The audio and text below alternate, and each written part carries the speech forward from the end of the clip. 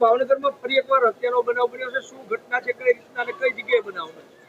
Gangajaliya police સ્ટેશનનો વાલકીટ gate વિસ્તારથી આગળ જે અગરિયા વાડ વિસ્તાર જે છે ત્યાં મારામારીનો બનાવ બનેલ, જેમાં બાઇક લઈને જતા હતા તો શા માટે સામે જોવે છે અને કાતર મારે છે તે બાબતે જે રોહિતભાઈ, મનીષાબેન અને ભરતભાઈને આ કામના જે બંને આરોપીઓ જે છે ગૌતમ મનોજભાઈ પરમાર અને યુવરાજ મનોજભાઈ પરમાર દ્વારા છરીના ઘા માર્યા અને તેને ઈજા કરી.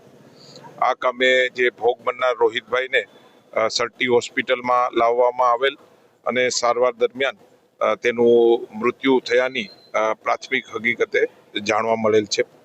આ કામે પોલીસ દ્વારા તે વિસ્તારમાં બી બંદોબસ્ત રાખી દેવામાં આવેલો છે અને આ કામે હાલમાં જે મરણ જનાર જે છે તેના જે વાલીની ફરિયાદ લેવાની હાલમાં કામગીરી ચાલુ છે.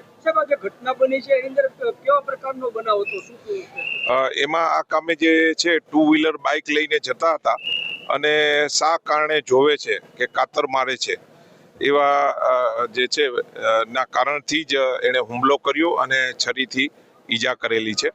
આ કામે જે આરોપીને બી હાથમાં ઈજા થયેલી છે, જેને અહીંયાની બજરંગ દસ હોસ્પિટલ જે છે તેમાં દાખલ કરવામાં આવેલા છે.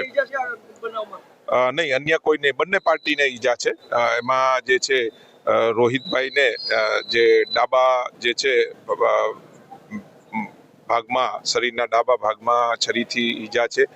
મનીષાબેન અને ભરતભાઈને હાથમાં ઈજા છે.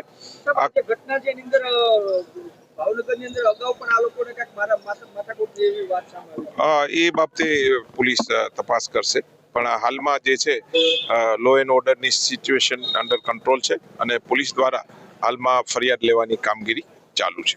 Thank you.